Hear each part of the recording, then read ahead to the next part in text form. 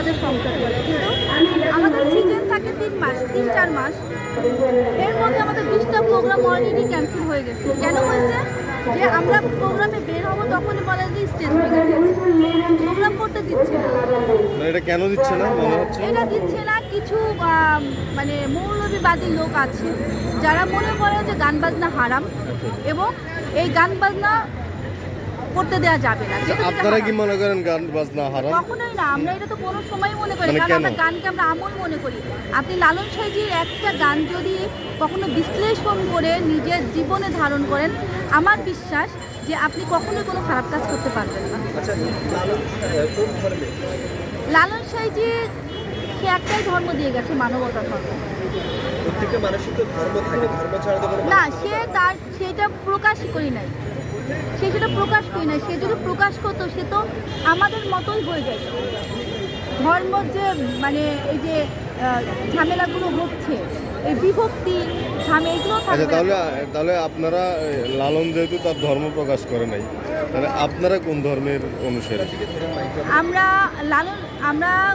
আমি মুসলমানের ঘরে জন্ম নিয়েছি, কিন্তু আমি লালন সাঁইজির ধর্মটা মানার চেষ্টা করি, আমি মানবতা ধর্ম মানার চেষ্টা করি। মানবতা ধর্মে কি নামাজ, রোজা বা হজ এগুলো কি আছে? অবশ্যই আছে। সে কিন্তু বলি নাই যে আপনার ধর্মটা আপনি করবেন না। লালন সাঁইজি একটি গানে বলেছে, যার যার ধর্ম সেই করে, তোমার বলা অকারণ, সবে কি হবে ভাবে ধর্মপরায়ণ। তোমার ধর্ম তুমি করো, কিন্তু মানবতাকে রেখে, মানবতাটাকে মাথায় রেখে। এই যে হিন্দু মুসলমান বৌদ্ধ থেকে এই যে দাঙ্গা, এই যে মানে বিতর্ক, এগুলোর দরকার নেই। তুমি নিজেকে মানুষ বলে পরিচিত করো, তুমি মানুষের কল্যাণে কাজ করো, সেইটাই বলতে চেয়েছে। মানে ওনার ধর্মে কি নামাজ আছে, বা উনি কি বলেছেন, বা উনি কি নামাজ পড়েছেন কিনা, বা ইসলামী যে শরীয়তগুলো ওইগুলো কি উনি আসলে পালন করেছেন কিনা, বা আপনারা এখন ওগুলো করছেন কিনা? লালন সাঁইজির গানগুলো শুনলে আপনারা বুঝতে পারবেন সে প্রতিটা ধর্মের কথাই বলেছেন। সে নামাজ পড়তেও বলেছেন এবং সে হচ্ছে গিয়ে আপনার যারা সনাতন ধর্মে আছে তাদেরকে পূজা আর্চা করতে বলেছেন। লালন সাঁইজি আল্লাহ বলো মন্ডে পাখি ভাবে কেউ করে দুঃখের দুঃখে। এখানে কি সে ইসলামের বিরুদ্ধে কিছু বলেছে?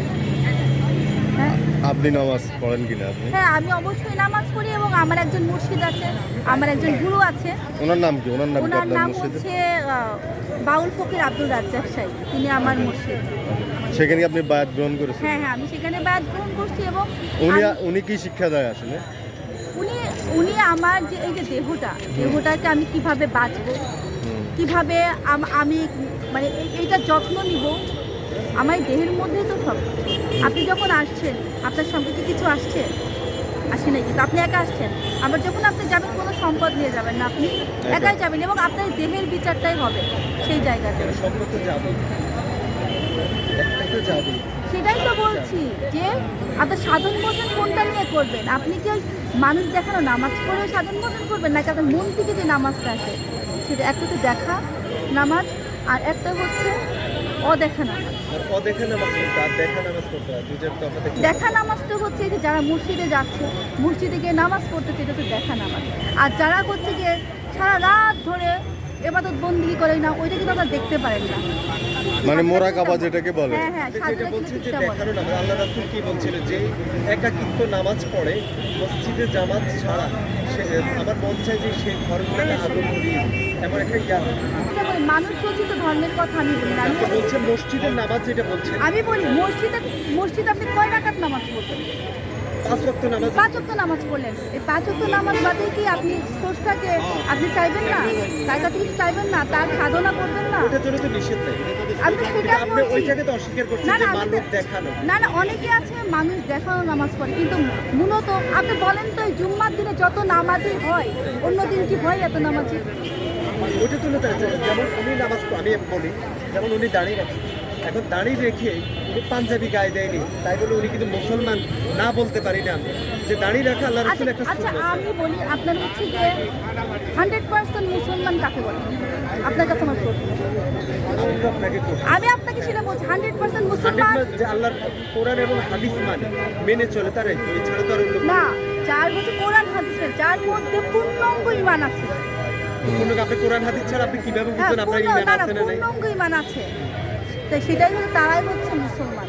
এখন তো আপনি যেমন অস্বীকার করলে করতে, আপনি বললেন যে মসজিদের মধ্যে যারা লোক দেখানো নামাজ পড়ে, এখন লোক দেখানো আপনি কিভাবে বুঝবেন? এটা তো উপরওয়ালা বুঝবে কে লোক দেখানো, এটাই অন্তরের তো কথা বলছি, কেমন আমি তো বুঝবে? আমি তো তার কথাই বলেছি যে শুধু মসজিদে গিয়ে নামাজ পড়লে হবে না, তাকে সর্বক্ষণ ধ্যানে জ্ঞানে তাকে রাখতে হবে, তবে স্রষ্টাকে পাওয়া যাবে।